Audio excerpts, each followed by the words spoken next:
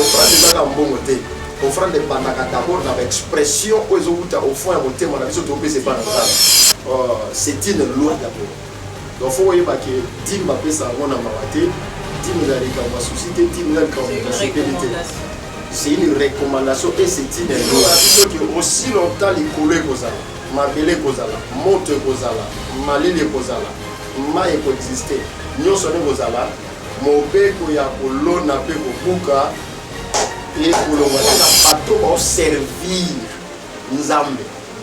Nous avons les vrais serviteurs de Dieu et nous avons les faux serviteurs. De grâce, ils allaient frais de fonctionnement. Et avant moi, on a dans la classe, il faut appeler ça frais de fonctionnement. Une partie minervale sans yango a besoin moyen au côté de l'école.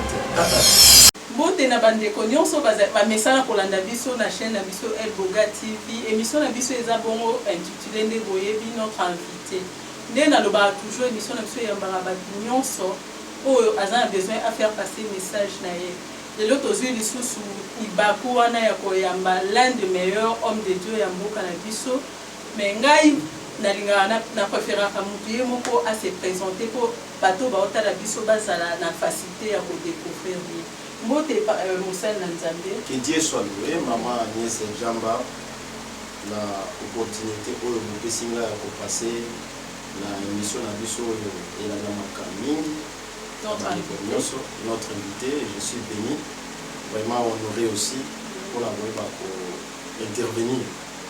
Alors, on a se présenter, na bengami na kombo ya évangéliste Jonas Mbwete, surnommé le bulldozer.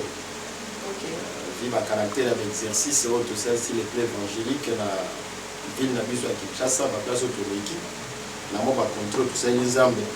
Et cela fait marquer bateau bateau au monde à biso na mosala ndi ba pesa ki option wana ya bulldozer.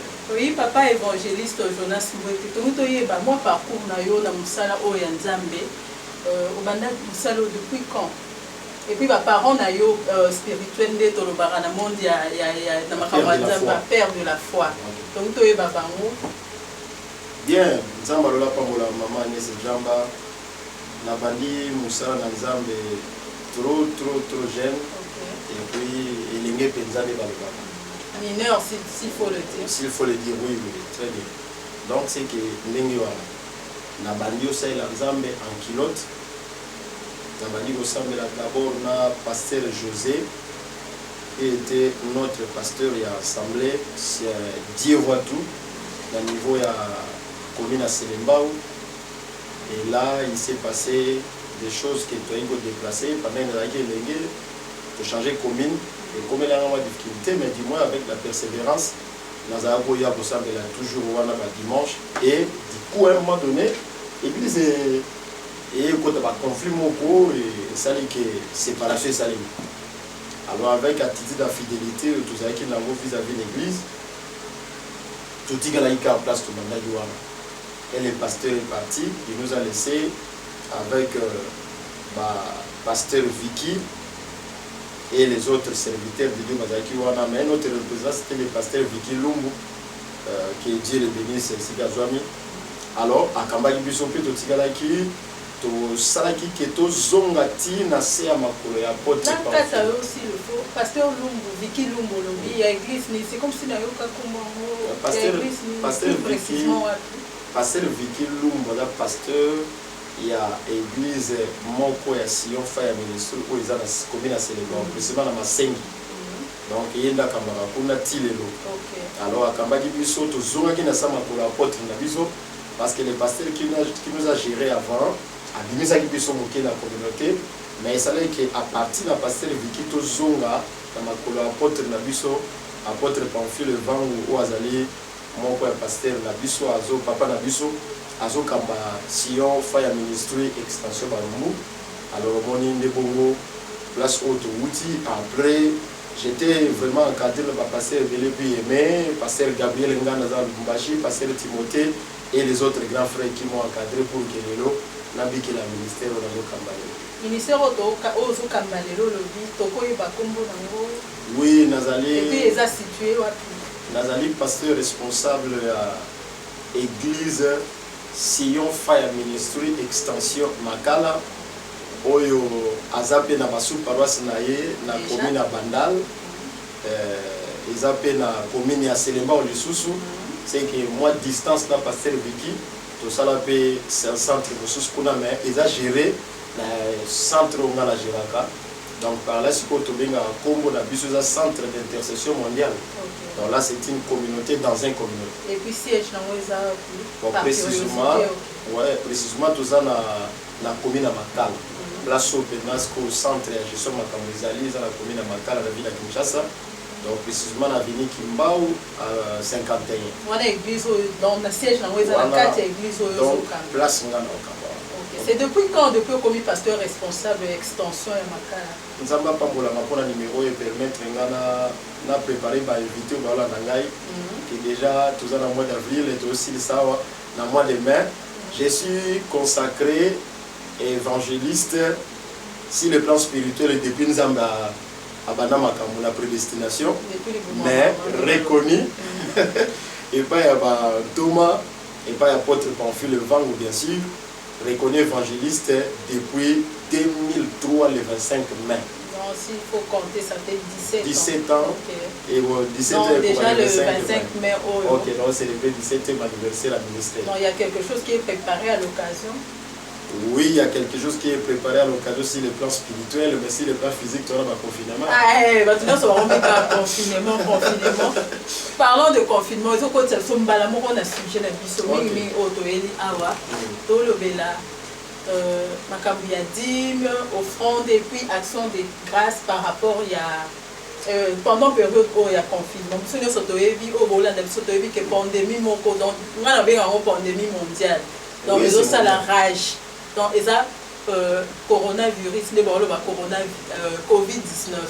Si que pasteur, parce que moi, quel est les autres par rapport à dîme, offrande, d'action de grâce, les tout le monde dans la télé, dans les réseaux sociaux, pasteur, ça numéro, il y a MP-SA, RTL, donc disons, numéro mon cas pour que batindela bandimi na bango disons batindela bango batala ba transfert ya ba dîme ya ba offrande na ba action de grâce donc tout maintenant le sola dîme eza na Dieu soit loué. Dîme la terme mathématique en termes de définition. OK na on ça on a terme de définition d'une manière technique pour les facile à comprendre. Donc dîme c'est les 1/10 de tous les revenus auxquels nous avons bika même na ba état mosusu papé ça va 1/10 na ba. Donc c'est que les 1/10 les divisé par 10 de tous les revenus au mutazo zoa na makoki na ye ndé en longola une partie ou bien 1/10 pour appeler c'est pas na nzambe en titre de reconnaissance. La dîme c'est une loi d'abord. Donc il faut voir que dîme ça on a mawaté dîme société dîme c'est une recommandation et c'est une loi. Donc je sais que batobele ba rolanda makambo ba oye bango que la dîme c'est une loi mais ça a commencé depuis Abraham. Donc, depuis l'Ancien Testament la dîme existait déjà depuis l'Ancien Testament. Donc on a l'histoire de la Bible c'est le bien-aimé notre père de la foi Abraham. Il y a des dîmes et dîmes Kiti et quelque chose vraiment de recommandation confirmée encore au niveau de Malachie chapitre 3 et puis vous éclairez dans verset 10 que nous avons recommandé, nous avons remarqué que Batou, peuple naïe, va somnoler dans le domaine de la dîme parce que quand on parle de réveil, au moment que réveil dans la Bible, on attend la biso les lots, on comprend qu'un réveil na option ma prière. Louange et belé à Batou. Ok. Mais si on est dans Malachie, on comprend que nous avons reproché peuple naïe parce que va somnoler. Ma boumisi sans il y a bon zambe pas na bango. Pourtant nous avons reproché dans le livre de Malachie on a reproche en zambe qui ne verni. Donc nous avons aussi le réveil sur le respect des offrandes et des dîmes. Et nous avons aussi le Batou qui vous autres sangate pour na Batou basale kobote pour na Batou bayibite. Pour la criminalité, mais Dieu insiste que vous autres s'engagez à cause de la dîme n'a pas.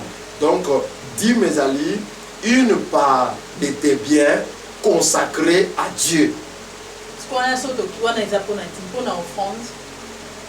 Offrande, en termes de définition, il y a éclairage. Offrande, en termes de définition, et au sens, il y a une reconnaissance ou des dons, des moyens qu'on peut apporter par un ensemble. Pourquoi? Par rapport à Yabola Monaye, Nicolo Nabiso, et qu'on peut s'ayango lisusu pour na kosalisa pour na webisa nzambe que nous avons encore besoin de ta grâce.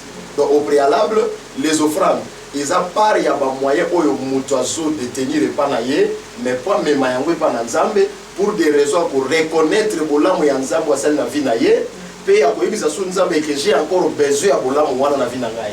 Et donc au moyen ya offrande nde to pesa la possibilité il y a éclairage wana. Je sais que dans ba numéro mususu to la mesure ya ko éclairer malamu. Oui, passons alors à l'action de grâce.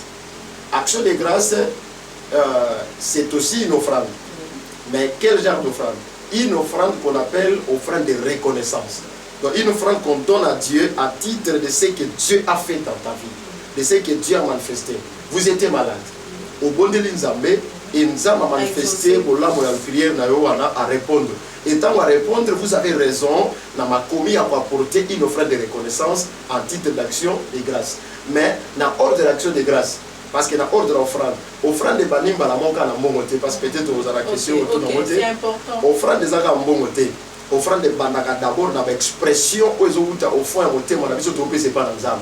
Donc offrande des alliés, nyonso ya malamu to koko bonze pa na nzambe pour le kumu na ye en titre de reconnaissance ne ba benga ngo action de grâce. Bon, il y a une question qui m'est venue. Donc exemple peut-être on peut ça quand je suis allé une fois dans une église, ne ba le baraso un problème yo mon peut-être moni et aussi batté au lukabasa na nzambe. J'ai une fois parlé avec un serviteur de Dieu par rapport à mon problème à moi. Donc à peine quand on a lobby, c'est sur le problème, il faut le confondre dans ma casse. Est-ce que ça se passe comme ça ou bien c'est après l'exaucement des moutons? Donc après qu'il faut l'action de grâce, ok? Action de grâce, à détailler dans mon temps. À détailler dans mon temps. Oui, à préciser dans mon temps. Donc ça se passe comme ça ou c'est encore après l'exaucement, il y a problème là que tu peux faire l'action de grâce. Dieu soit loué. Ouais. Donc, ça vraiment le quoi dérange. Et dans ce moyen alors, si vous êtes en possession d'un moteur, c'est que donc moyen le problème les a résolus exactement. Dieu soit loué pour la question. On a aussi bossé la monde en France et Canada avant Coco Manabino. Donc c'est que action de grâce. Je ne sais pas ce que les bien-aimés à Salaginayo au fond, mais c'est que n'a la raison. Mais il y a une polémique qui a besoin de la place au lobby. Alors là, je dirais que l'action de grâce est nerveuse. Action de grâce. Comme même pour décourager personnellement, parler de mon problème, soumettre mon problème à un homme de Dieu. Donc c'est vraiment décourageant. Donc, on a évolué. Action de grâce est allée. Frais de fonctionnement qui avant moi dans la classe faut appeler ça frais de fonctionnement une partie minerval sans yango a besoin moyen au côté de l'école action de grâce va appeler ça en titre de reconnaissance. Donc c'est que Motophase là lui-même est convaincu, touché, il a ressentir que cette affaire est aussi ngangai n'aille pas proposer acte de reconnaissance par rapport à la grâce auquel Dieu m'a accordé. Là c'est un. Donc il y a une deuxième dimension. La deuxième dimension, action de grâce, ils ont fait ça par la foi. Parce qu'au premier point, action de grâce, ils ont fait ça par titre, ils ont palpé, ils ont senti. La bonne délice, ça va répondre à l'action de grâce. Mais dimension dans le deuxième dimension, il y a action de grâce qui se donne par la foi. Donc, ok. Par la foi. Ok. Comme dit l'Écriture, la foi c'est une ferme assurance des choses qu'on espère et démonstration de celles qu'on ne voit pas. Donc, Moutao peut s'offrir des locaux n'a pas suité, mais à croire la puissance et en âme. Donc, par la foi, il présente son offrande d'action de grâce pour attirer encore la grâce de Dieu dans sa vie. Donc, la personne est touchée par la foi de sentir que je vais poser une acte de manière à poser là. Bibliquement parlant, il y avait un combat en Israël. Et combat en Israël qui est pas les Israéliens bazobunda. Israël qui tribu moko, la Bible bazola ndanga pe zali, tribu moko lokola ba Congo ndenge na nemwa ntsemi et ça la lelo, ba Congo tomboki contre les restes de la province nyos. Pourquoi? Bazwa ki moi concubine ya Lévitique moko ya Lévite moko ba salier mabe et Lévite wana kaboli ba morceau na tous les tribus ba ronus ba tomboki ba lofo corriger tribu wana. Alors tribu wana s'est fâché et s'est rebellé, ba boy peut se soumettre. Et ça dit que créer guerre. Israël a consulté Nzambe parce qu'il n'est pas permis entre ban Nzambe et Nzambe to bunda. Contrairement à ça malheur na batu bazo musus ne ba samaka. Mais Israël a quelque consulté Nzambe. Est-ce que par rapport à caractère au bandeko tribu et sali, tu peux corriger bango? Alors Nzambe a pessi accès ba corriger bango. Peuple on a pe kei ba sangani ba se mobiliser, ba on peut kuna pe tribu on a ba se fâcher pe ba se tenir ferme, ba créer ka rébellion inda et be banengo beba. Et be banengo beba wana donc voilà comme ça ndenge makamango et ko kendela je m'excuse na kangason et puis je m'excuse na batunios bala na biso. Donc c'est que tribu wana il s'est révolté. Tant il s'est révolté, Israël et kenda mama ba bunda premier tour. Ba yoki nzambe ko ba ke bokende bo corriger ba na bino. Ba kenda mama ba bunda ba zwa penza fimbo na tribu wana moko tous les 11 tribus zonga ba échoué. Ba zongi ba vandi. Ba bondeli su nzambe. Nkolo, est-ce qu'on peut si biso vraiment nzela to keneto bunda to corriger bato? Nzambe lobi oui nazana mino le mobokeni. Peuple au Israël ba kei 11 tribus. Ba ke combattre tribu wana moko. Mais la parole te dit encore que Bakende ba beti bango bazongi suna regret. Troisième tour ba yako révélation. Bon, tokendara mais lelo tokendara te. Avant tokende ko bunda. Ba zui etumbe lo batie. Ba zinyama batie. Babandi ko tumba meka eba na nzambe. Sika banyo sambe. Nde nzamba yeko bisa bango ko bokeni. Bongo bundela boy. Borobundela basu tactique ba kena terrain ba beti tribu wana tina suka ba corriger bango pe tribu wana et sans respect. Place on a siko na bino bande ko kozula na ngai na mama journaliste na tout le monde tuna tipo metuneze ayo. Alors na lo basika ni les allez que batona ballon.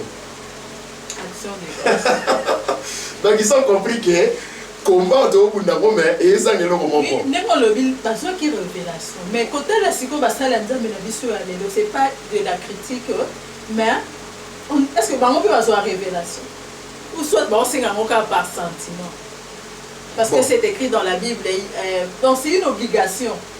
Bon, na volo babu. Basel na nzambe oba osenga na kati ya monde ba serviteur de Dieu, nous avons les dans le Bible. Na kati ya monde bateau ba servir nzambe. Nous avons les vrais serviteurs de Dieu et nous avons les faux serviteurs de Dieu. Dieu peut révéler aussi à son serviteur que maman nazo mona situation za nango ils ont matakati nanga que au sala offrande symbolique il y a telle chose en le faisant et koyeba ko déclencher gloire na nzambe. Et koki akoki kosenga yango soit moi si mo bazobota te une fois parce que na robonde na pona mamu na yoro na kalamu na komi na ndako na ye azobelisa mwana makasi mwana ozanga pongi mais na kati ya prière na ngai nzamba azomona ta matsakati na ngai soki mwana wana ba bondeli pona yete nazomona ninga lokima na mwana na mbango pe mwana na akoyeba ko perdre âme na elobi mais na faut ça ni pouvoir acheter pour racheter et matina kati na ngai na kati ya prière na bango bazwa quelque chassé à sucre ba kende kota la place ba orphelin bavanda ba mona na ba mama o ba bubola ka bango ba pesa quelque sachet à sucre wana na moi ba bien quelque chose merci ya bana wana et komate ba ina nzambe et ko sala ke sauver mwana wana voilà donc comme on dit babilo musonza ba ko pesa ngo bongo mais Dieu parle tantôt d'une manière ou d'une autre. Pas dans le belagi bongo, mais pas l'autre pour le paix d'une autre manière. Donc par là, moi là qui des kuna makasi makasi, exactement la forme non pour comprendre que nous avons deux formes de ministres dans le cadre du domaine de Nzambe. Ça, tant que ministre naé, Nzambe pas la ministre. Mais naé, na koyi bisabiso que deuxième dimension action de grâce, ils ont dépendre de la foi ya mutu. Mutu amoni que et loko nazo luka pour nazo yango, je dois s'aimer ça pour attirer la gloire de Dieu. Là, ce n'est pas pour corrompre Nzambe, mais c'est par la foi. Ok, maintenant, pendant la période où il y a confinement, il y a Covid-19, tout ça, confinement. Il y a des gens qui ne travaillent pas, les églises sont fermées. Qu'est-ce qui fait que... Parce que quelque part dans la Bible, on dit que non, il faut amener l'offrande, non? C'est ça, non? Exode. Oh, Exode, ok. Maintenant que les églises sont fermées, pourquoi demander l'offrande? Exode 34, verset 20. Ok, on peut bien pour les caméras. Oh, le bas le plus on ne vient pas dans la maison de Dieu les mains vides. N'est-ce pas ça? Bon. Ok. Et pourquoi alors demander l'offrande pendant que les églises sont fermées? Parce que vous savez que l'église est fermée. Genèse chapitre 8, le verset. Et l'offrande, c'est par rapport à quoi? Genèse chapitre 8, le verset 22. D'abord, il faut y avoir offrande de paix, ça m'a cacaté pour l'église des amis. Parce qu'il y a plusieurs sortes d'offrandes dans la Bible. Il y a besoin d'offrandes au monde. Et c'est fois besoin d'église. Mais c'est comme si c'était une obligation. Non, ça se passe comme si c'était une obligation. Qu'il faut appeler son offrande. Oui. Bon, on a évité ce qui est une obligation, on a musique. On a eu aux musique. Ce qui est obligé. Est-ce que la réponse est ça? Disons esclave. Donc, oh, pasteur, ça m'a baissé, ça m'a l'âme, il y a un journaliste, il y a un kaka. Pasteur n'a pas le baki. Donc, à l'autre, l'année, pour n'a pas contre. Le fait que pasteur n'a pas le baki. Il faut ça la mara bon. Bon, je dirais ceci. Eh, pasteur, à moi, ça libère, mais le quoi, pasteur, le baki à l'église. Il y a mon ban de pour tanika, pour pasteur, le baki à l'église. Là, c'est n'est qu'un exemple. On va faire un sujet moussou. On a pris un exemple. Il y a bateau, le salara, ainsi dit les pasteurs. Pas ainsi dit l'éternel, mais ainsi dit les pasteurs. On a condamné peu bamoté. Ok. On a condamné bamoté. À moins que ça le mananenge ya au bout que principe moussou sur la vie. Mais on a pas la raison. Sur Magamoetali chronique, Zolo Balabiso, confiez-vous à l'éternel et Dieu vous serez affermi. À ses serviteurs vous réussirez. Donc c'est donc maintenant un peu au basala quand on peut propre que les enfants de Abba nango bazula nangai na Kinshasa peu de partout na yebi que bato sakangai so na bengi aye so na sali mengai pe pasteur na yebi que moi suis à moi sali bala. Ça se passe, ça se fait aussi. Oui. Na émission. On appelle ça un exemple, ça vraiment sujet na mission. On appelle ça un exemple. Bon, ça va blanc c'est bien. Le exemple to l'équipe na mission mo mais toi la place il y a est-ce que va offrande de copé ça m'a confiné pendant temps haut. Mingi on des sujets na mission. Na rozana dévolé. Pour nous sur bande ko na biso. Genèse chapitre 8 le verset 22. Botang nanda ko na minute. Et zo ba biso que aussi longtemps les collègues kozala. Mabele kozala, moto kozala, malili kozala, ma ekoexiste. Nyonso ne kozala, mobeko ya kolona pe kobuka et kolongwa te. Et kozala kaka. Ce qui veut dire que confinement ou pas confinement, et longoli offrande te. Offrande des semences, oyo mutu nyonso abengami asalaka yango, surtout oyo azo reconnaître pe aza na crainte en Nzambe. Faut asala yango. Alors, maintenant le problème c'est que se poser que l'église est kangami. Et puis bah tout ça va travailler. Comment est-ce que bah Congo peut ça offrande? Offrande est ça la ka. Offrande dépendant pour na batu ba ozo mbongo te na batu ba ozo na mbongo te. Offrande se donne. Na pauvre à peut s'offrande. Na riche à peut s'offrande. Quel que soit le niveau de votre position. D'ailleurs, l'offrande de l'objet que chacun donne comme il a résolu dans son cœur. Mais tout en sachant que ce qu'un homme aura sémé, il le mentionnera. Je crois que la Bible n'a pas ça. Celui de Tanyango na 1 Corinthiens chapitre 9, verset 6 à 8. On a bien clair. Bible Lobani. Sachez-le, celui qui sème paix, mentionnera paix.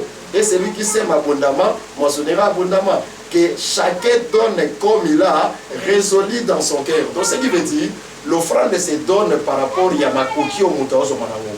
Son Moutaozo Mini, Pesa Mini, son Lazo Mouké, Pesa Mouké, dans la période de confinement. Nengozo la lozo la mouka. Ola lola mouka na souffle on kolonza wazo pesa. Et nenge mouké ozozoa. Mouké ozozoa wanape. Nécessaire pour apporter reconnaissance de paix dans Nzambe pour appeler au mouké wana.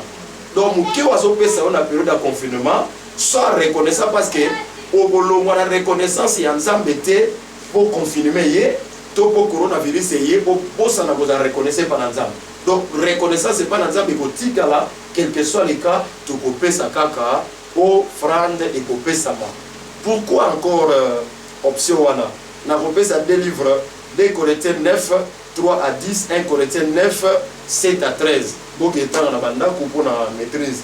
Il y a à comprendre que l'offrande est single et pesa main. D'abord, pourquoi offrande et pesa main? Malachi a péci réponse il y a offrande. Alobi, amenez dans ma maison des dîmes des offrandes pour qu'il n'y ait pas de la faim.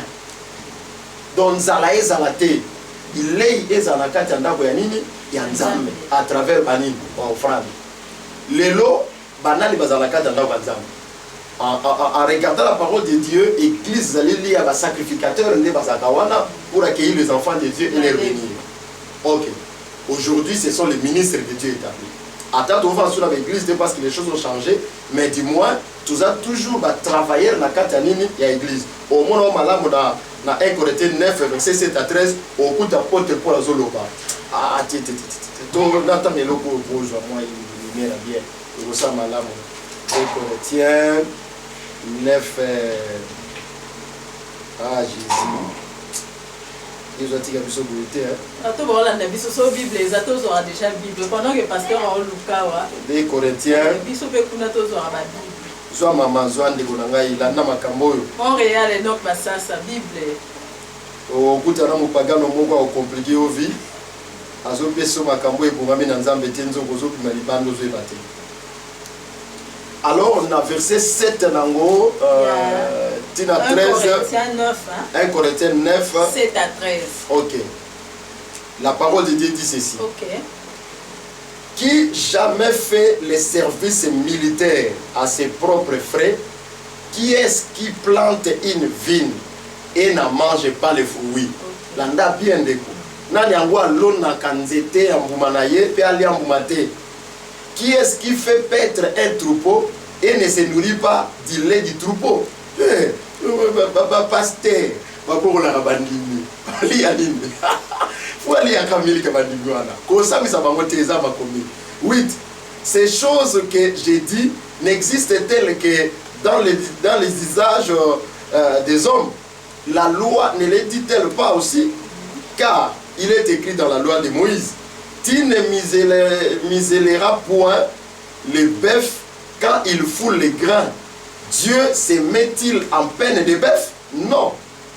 Ou parle-t-il uniquement à cause de nous? Oui. C'est à cause de nous qu'il a été écrit que celui qui laboure doit labourer avec espérance, et celui qui foule les grains foule avec l'espérance d'y avoir part. Donc c'est que Beloé pour la biso, Tito te abandimi, Tito te abino mama, Tito sambe la rapona bino, Tima kamnos to sala rapona bino, to sala kamona eliki a cause la que soki nzamba visiter yo, ngape na pamwami. Soki nzamba sali obolam, ngape na biki. Donc soki ndengo zawana, yeba ke tina te akayo, tina sambe la rana yo, tina kambara yo, na kambako na raison nzamba commission na dimension ya yambo, pour rater l'homme de siete. Po ezali salaire na ngai ya bonzambe na lola na se na mabele na kambaka yo po longwa na état ya faiblesse financière et matérielle na état ya